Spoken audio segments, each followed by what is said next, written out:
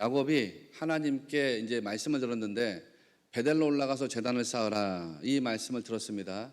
그리고 나서 가족들에게 세 가지를 명령했다고 했습니다. 첫째는 뭐냐? 이방 신상들을 버려라. 둘째는 자기를 정결하게 해라. 셋째는 너희들의 의복을 바꿔 입어라. 뭐 이렇게 세 가지 명령이 나갔다고 했습니다. 이 세 명령에 대해서 제가 지난주에 자세히 설명을 드렸습니다.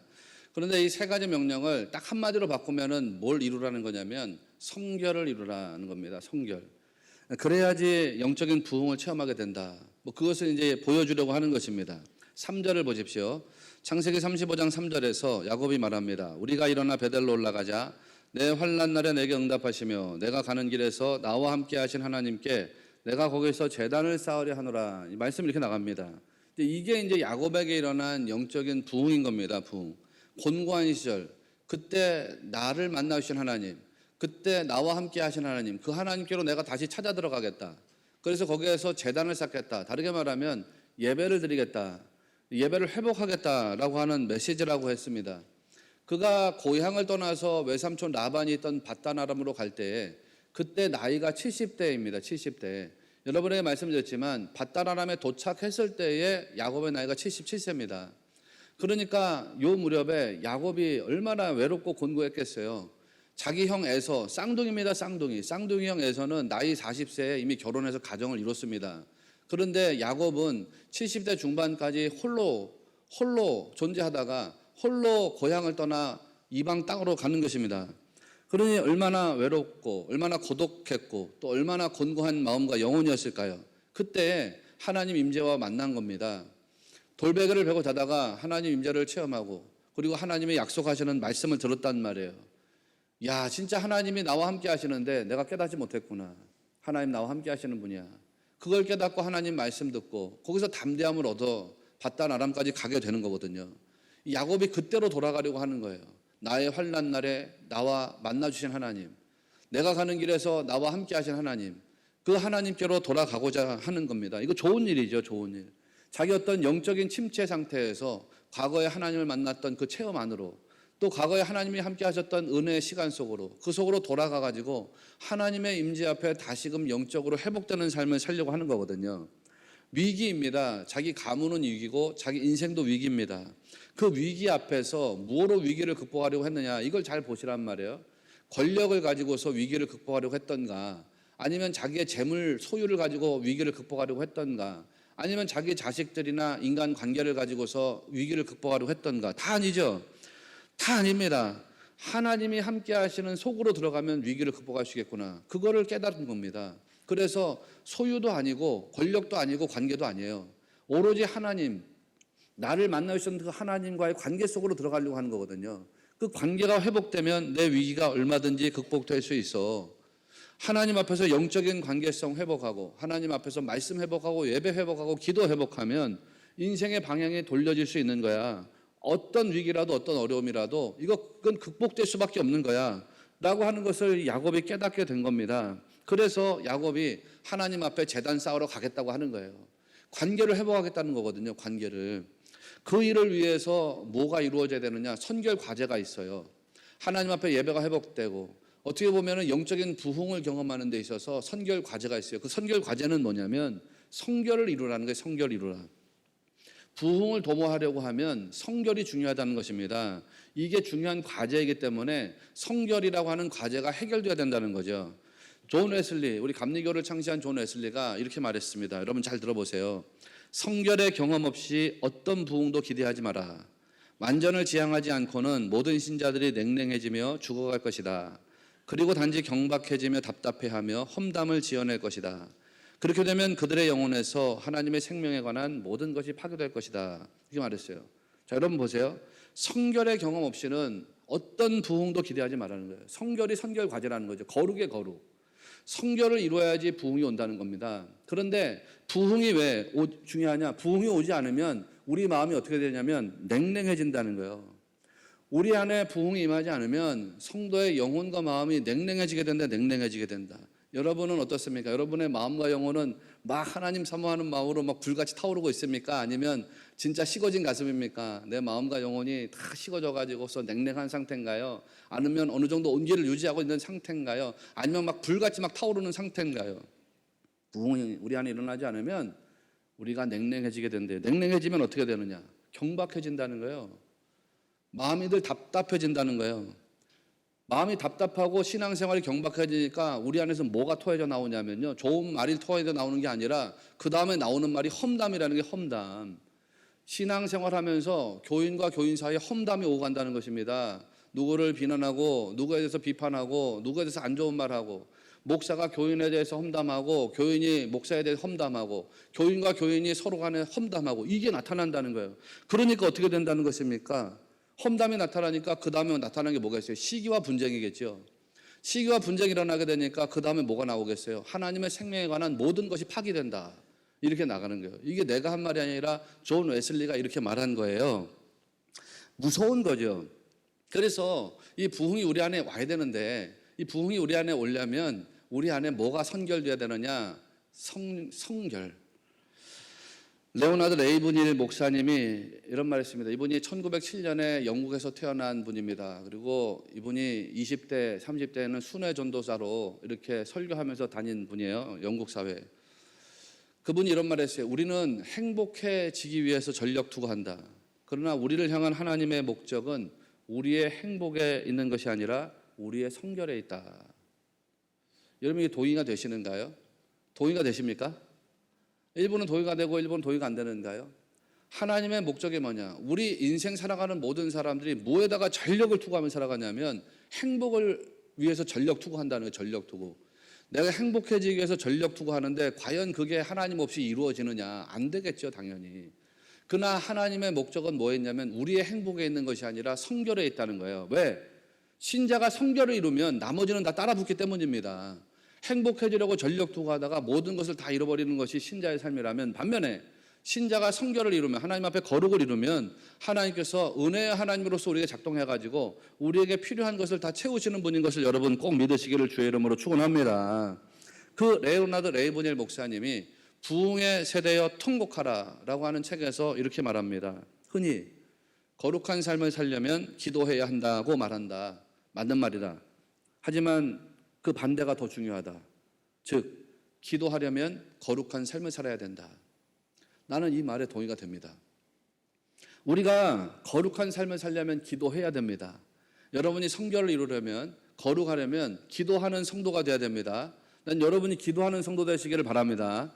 그런데 그 반대가 더 중요하다는 게 반대가 내가 기도하려면 거룩한 삶을 살아야 된다는 거예요. 어떤 사람이 기도할 수 있습니까? 거룩한 사람이 기도할 수 있는 거예요. 거룩하지 않으면서 어떻게 하나님께 기도할 수가 있겠습니까? 그래 하나님 앞에 어떤 사람이 기도하느냐? 거룩한 삶, 살아가는 사람들, 성결을 이루는 사람들. 야곱이 자기 가족들에게 명령한 맥락이 바로 그런 것입니다. 그런데 그렇게 성령으로 충만하게 성결을 이루려면 어떻게 해야 되느냐? 이 방법을 우리가 알아야 될 거 아닙니까? 그걸 오늘 말씀에서 보여주고 있습니다. 내가 성령으로 충만해서 성결을 이루려면 우선 묻어야 될 건 묻어야 된다는 거예요. 창세기 35장 4절을 보면 이렇게 되어 있습니다. 그들이 자기 손에 있는 모든 이방 신상들과 자기 귀에 있는 귀고리들을 야곱에게 주는지라 야곱이 그것들을 세겜 근처 상수리 나무 아래에 묻었다. 이렇게 말하고 있습니다. 사람들이 가지고 있던 이방 신상이 뭐라고 했습니까? 자기가 의지하는 거라 그랬죠. 지난주 말씀에 설명했습니다. 이방 신상은 내가 의지하고 하는 거예요. 내가 의지하는 거. 그러면 귀에 있는 귀고리는 뭐겠어요? 귀고리 달고 여자들 뭐 해요? 자랑합니다. 귀고리는 자기를 자랑하는 겁니다. 신상은 자기를 의지하는 거고 자기가 의지하는 것이고 여러분 세상을 살아가면서 하나님이 아닌 거 의지할 때가 있습니다. 여러분이 의지하는 건 뭐예요? 또 여러분이 이 세상 살아가면서 자랑하는 게 있어요. 뭐 자랑하는가요? 의지하고 자랑하는 거. 하나님보다 의지하고 자랑하는 거 있으면 그런 거 묻으라는 거예요. 왜 묻어야 되느냐? 그런 것들을 살아있으면 그런 것들 때문에 내가 하나님을 의지하지 못하게 되기 때문이라는 것입니다. 야곱은 자기가 의지하던 거 묻었습니다. 자기가 자랑하던 거 묻었습니다. 베델로 떠나기 전에 세겜에서 그것들 다 묻어버렸습니다. 그리고 나서요, 다시 돌아와요. 하나님께 제단을 쌓고 난 다음에 돌아오는데 돌아오기 전에 또 묻어버립니다. 돌아오기 전에는 뭘 묻습니까? 8절을 보십시오. 리브가의 유모 드보라가 죽음에 그를 베델 아래에 있는 상수리 나무 밑에 장사하고 그 나무 이름을 알론바굿이라 불렀더라. 알론바굿이죠. 베델에서 제단을 딱 쌓고 났는데 드보라라고 하는 여인이 죽었습니다. 이 여인이 누구냐면 리브가, 자기 어머니 리브가의 유모였다는 거. 유모. 그 유모를 상수리 나무 밑에 묻었다고 했습니다. 무엇을 상징하는 것입니까? 무엇을 뜻하는 것입니까? 자기가 세상에서 하나님보다 더 의지하던 것을 하나님께 돌려드렸다는 뜻입니다. 다르게 말하면 자기가 세상에서 하나님보다 더 의지하던 것을 하나님 앞에 내려놓았다는 뜻입니다. 하나님께 묻어버렸어요. 하나님께 내려놨어요. 하나님께 다 돌려드렸어요. 하나님을 온전히 의지하는 자로서 살겠다는 의지의 표현이겠지요. 내가 세상에서 사람을 더 의지했습니다. 이건 묻어버렸습니다. 내가 세상에서 이방신상을 더 의지했습니다. 이건 묻어버렸습니다. 하나님께로 돌려드립니다. 하나님 다 가져가십시오. 내가 이 세상에서 뭘 의지했던지 다 가져가십시오. 나는 하나님만 의지하는 자가 되겠습니다. 여러분, 성도가 그렇게 돼야 한다는 것입니다. 사람들마다 의지하는 것이 있습니다. 사람들마다 자랑하는 것이 있습니다. 여러분, 뭐 의지하고 뭘 자랑하시는가요? 뭐 의지하세요? 아니, 하나님 말고 저는 하나님만 의지합니다. 하나님만 자랑합니다. 그런 거 이야기하지 마시고 이 세상에서 하나님 빼고 의지하는 게 뭐가 있어요? 어떤 사람은 돈 의지하고, 어떤 사람은 사람을 의지할 수 있겠죠. 나는 내 자식을 의지합니다. 자식밖에 없습니다. 자식밖에. 그렇게 하시는가요? 아니면 또 반대로 자식도 키워놓고 보니까 아무것도 아닙니다. 뭐 이렇게 나가시는가? 어떤 분에게는 사람일 수 있고, 어떤 분에게는 돈일 수 있습니다. 어떤 분에게는 학벌일 수 있고, 어떤 분에게는 자기 능력일 수 있고, 어떤 분에게는 외모일 수 있습니다. 그런 거, 하나님보다 더 의지하고 자랑하는 거, 그런 거 내려놓으라는 거죠. 의지하고 자랑하지 말라는 것이 아닙니다. 여러분, 오해하면 안 돼요. 아무것도 의지하지 마십시오. 아무것도 자랑하지 마십시오. 그렇게 제가 말씀드리는 거 아니에요. 여러분이 세상 살아나가면서 어떻게 의지하고 자랑하는 거 없이 살아가겠어요? 그런 게 있어야지. 때로는 의지하는 것 있어야 되고 때로는 자랑하는 것 있어야 돼요. 그런데 그런 거 하나님보다 앞세우지 말라, 그 말씀 드리는 거예요. 하나님보다 그런 거 앞세우지 마라. 하나님보다 돈 더 많이 의지하려고 하지 말고, 하나님보다 권력 더 많이 의지하려고 하지 말고, 하나님보다 인간관계 더 많이 의지하려고 하지 말라는 것입니다. 하나님보다 내가 가지고 있는 학벌이나 내가 가지고 있는 스펙 의지하려고 하지 마라. 하나님보다 나 능력, 나 외모 의지하려고 하지 마라. 하나님보다 의지하려고 하는 거 있으면 그거 다 묻으라는 거예요. 묻으라는 거. 레오나드 레이브닐 목사님이 이런 말을 해요. 오늘날의 교회를 둘러보면 이러쿵저러쿵 훈수 두는 사람들은 많은데 고뇌하면서 부르짖는 사람들은 찾아보기가 힘들다. 이분이 1994년인가쯤에, 94년인가 96년인가 그때 아마 세상을 떠나셨거든요. 20세기를 살다 가신 분이죠. 정확하게 이렇게 표현하고 있어요. 오늘날의 교회를 둘러보면 이러쿵저러쿵 훈수 두는 사람들은 많은데 고뇌하면서 부르짖는 사람들은 찾아보기가 힘들다. 찾아보기 힘들다는 건 그만큼 없다는 뜻이죠, 여러분. 그러면 부흥이 일어날 수 없다는 것입니다. 그래서 영적인 부흥이 일어나지 않으면 어떤 역사도 일어나지 않는데요. A.W. 토저 목사님 같은 경우는 이렇게 말하죠. 전도를 하자, 기도를 하자 해도 영적인 부흥 없이는 기쁨이 없고 의무만 있게 된다. 내가 여러분에 그러잖아요. 전도합시다, 기도합시다 그러잖아. 근데 우리 안에 부흥이 체험되지 않으면 이게 기쁨이 아니라 의무인 거예요, 의무. 호렙산 기도합시다. 그러면 의무인 거예요, 기쁨이 아니라. 뭐 전도합시다. 그러면 기쁨이 아니라 의무인 거예요. 그래서 부흥이라는 게 반드시 일어나야 한다는 것입니다. 그러면 어떻게 부흥이 일어나겠느냐? 레오나드 레이브닐 목사님 했던 이야기를 들려드릴게요. 하나님에 대해 말한다고 해서 성령의 능력이 우리에게 임하는 것이 아니다. 부흥에 대해서 이야기한다고 해서 부흥이 일어나는 것도 아니다. 그러면 어떻게 부흥이 일어나느냐? 교회가 자신을 깨끗이 하고 겸손히 엎드려 중보 기도를 드릴 때 부흥이 일어난다. 성결이죠. 교회가 자기를 깨끗하게 하고 겸손히 엎드려서 서로를 위해서 중보 기도할 때 그때 부흥이 일어난다. 오순절에 마가의 다락방에서 일어난 사건이 바로 그것입니다. 제자들이 모여서 성결을 위해서 기도합니다. 마음이 하나 되기를 위해서 기도합니다. 하나님 나라가 임하기를 갈망하면서 기도합니다. 그때 성령이 임하신 거 그거 아니었던가요? 오늘날 우리에게 일어나야 되는 사건도 부흥입니다. 부흥이 일어나지 않으면 우리의 영혼이 냉랭해집니다. 우리 신앙생활이 답답해집니다. 마음이 답답해지고요. 그 다음부터 나오는 말들이요, 은혜의 말이 아니라 험담이 나옵니다. 그 험담이 우리로 하여금 시기와 분쟁을 일으키게 합니다. 그래서 하나님 나라의 생명이 다 파괴되도록 이끌어 나가버리는 겁니다. 무서운 일이죠. 그렇기 때문에 오늘 우리에게 부흥이 일어나야 돼.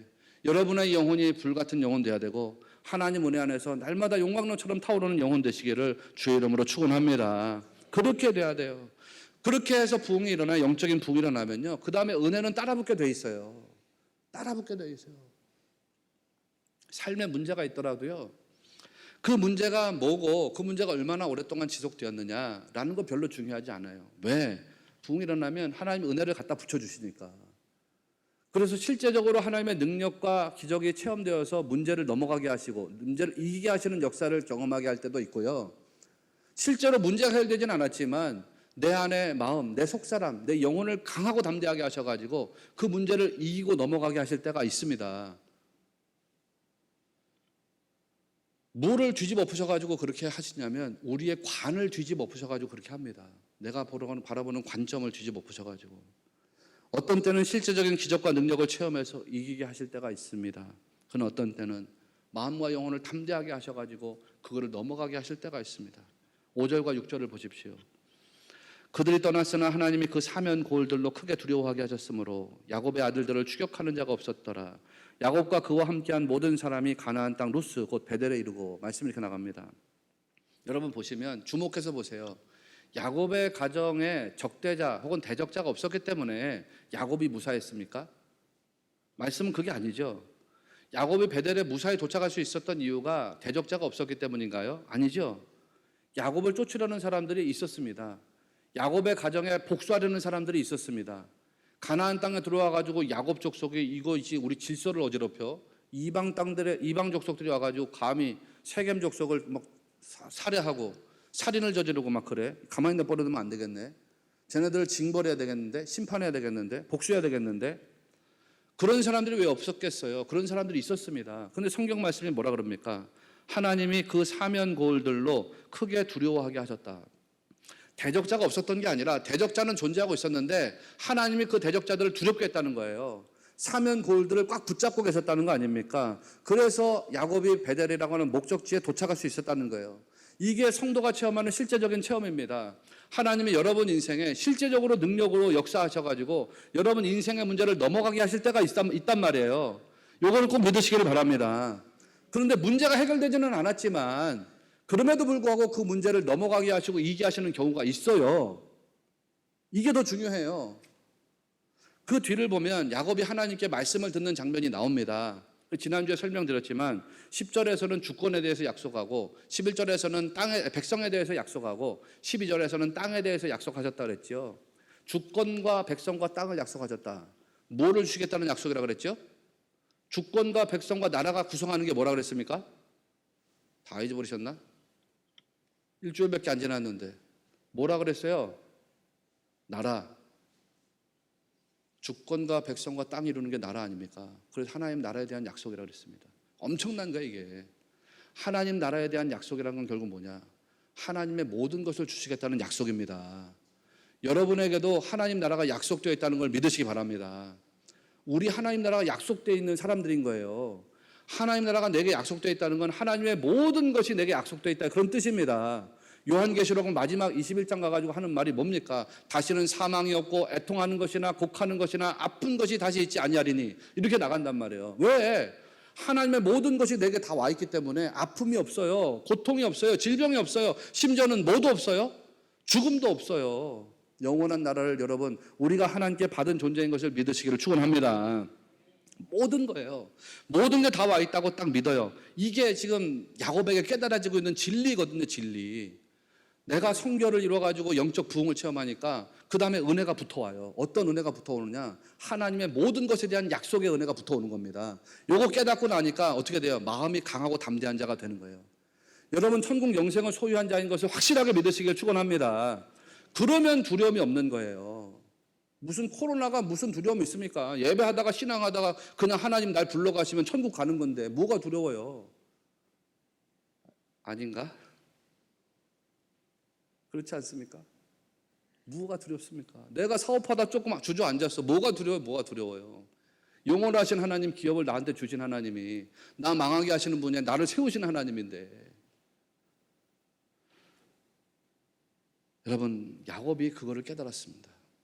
그러니까 자기에게 약속하신 하나님이 하늘로 올라가시고 난 다음에 하나님 말씀하신 곳에다 기둥을 갖다 딱 세우고 전제물을 붓고 거기를 또 베델이라고 하잖아요. 하나님의 집이다. 그러면 말씀이 어떻게 끝나야 돼요? 와, 야곱이 진짜 풍성한 은혜를 받았다. 그 다음부터 야곱의 이제 족보가 쫙 나오면서 이렇게 해야, 이런 이야기, 행복하게 잘 살았다, 이런 얘기가 나와야 되잖아요. 성경이 항상 그런 식이 아니잖아요. 근데 성경은 그 다음에 16절 이하에 뭐가 나옵니까? 그런 어떤 하나님의 약속, 그리고 야곱의 깨달음, 야곱의 영적 각성, 그리고 야곱이 기둥을 세워가지고 베델이라고 고백하고 난 다음에 누가 죽어요? 창세기 35장 16절 보니까 라헬이 죽어요. 야곱이 일생 동안 정말 뜨겁게 사랑했던 여인이에요. 그 여자 때문에 20년 동안 노예 생활한 겁니다. 레아가 아니라 라헬 때문에. 근데 그 라헬이 죽어요. 아들을 낳다가. 얼마나 힘들게 아들을 낳았으면 그 아들을 낳다가 죽습니까? 그 아들을 낳다가 죽는 어머니의 마음이 얼마나 아픔이고 괴로움입니까? 마음이 너무 슬픈 거예요. 그래서 라헬이 그 아들의 이름을 베논이라고 줘요. 베논이. 베논이 이름의 뜻이 슬픔의 아들, 이런 뜻이잖아요. 너무 어머니로 슬퍼. 내 아들이 자라는 모습을 볼 수가 없어. 그 인생을 볼 수가 없어. 그 아들을 놓고, 이 핏덩어리를 놓고 가야 되는 어머니 아파요. 슬퍼요. 그래서 베논이, 그 이름을 야곱이 딱 끌어왔는데 그거를 슬픔으로 끌어안지를 않아요. 야곱은 베논이라고 부르지 않고 뭐라고 불러요? 베냐민이라고 불러요. 오른손의 아들이라는 뜻이에요. 이 히브리 사람들에게 오른손은 힘을 상징합니다. 그러니까 오른손의 아들, 즉 베냐민이라고 하는 이름의 뜻은 뭐냐? 힘의 아들이라는 뜻이에요. 어떤 의미가 있어요? 나에게 슬픔을 주는 아들이 아니에요. 나에게 힘이 되는 아들이에요. 자기에게 힘이 되는 아들, 하나님 나라에 힘이 되는 아들이란 말이에요. 여러분, 상황이 바뀌었습니까? 환경이 바뀌었습니까? 바뀐 거 아무것도 없어요. 자기가 사랑했던 여자, 자기 아내 라헬은 죽었어요. 다시 돌아올 수 없어요. 상황은 절망이거든요. 그런데 야곱은 그거를 절망으로 끌어안지 않아요. 상황은 절망인데 거기서 하나님의 소망을 끌어안아요. 너는 슬픔이 아니야. 너는 힘이야, 힘. 왜?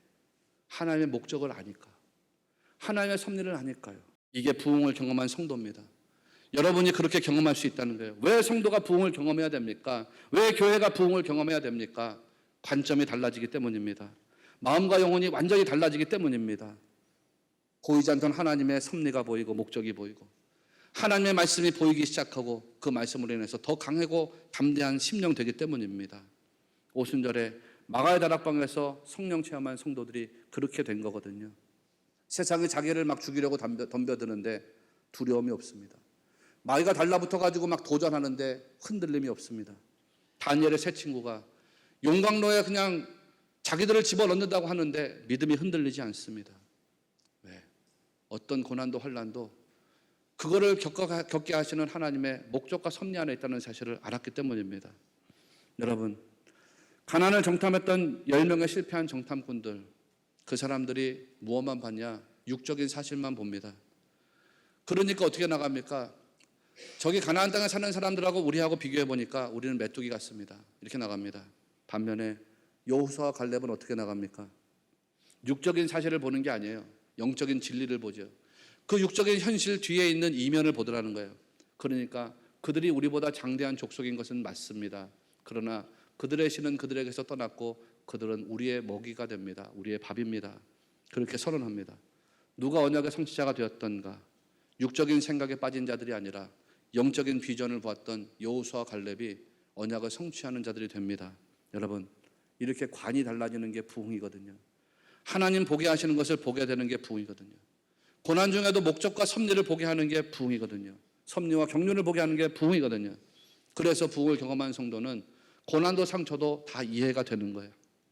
원망과 불평으로 나가는 게 아니라 그거 끌어안고 더 하나님 앞에 나아가서 하나님이 나를 이끌어 주시기를 사모하는 심령 되는 거예요. 그거를 끌어안고 그렇게 살아가다가 어느 순간 되었을 때 하나님이 고난을 영광으로 바꾸시는 거, 상처를 영광으로 바꾸시는 거, 그거를 체험하게 되는 거예요. 실제적으로 고난을 영광으로 바꾸시는 것을 체험할 때도 있고 영혼, 즉 속사람을 강하게 하셔서 그거를 이기게 하시는 은혜를 체험할 때도 있어요. 나는 우리 성도들이 그런 은혜의 삶을 꼭 살게 되기를 주님의 이름으로 소망합니다. 성결이에요. 깨끗함이에요.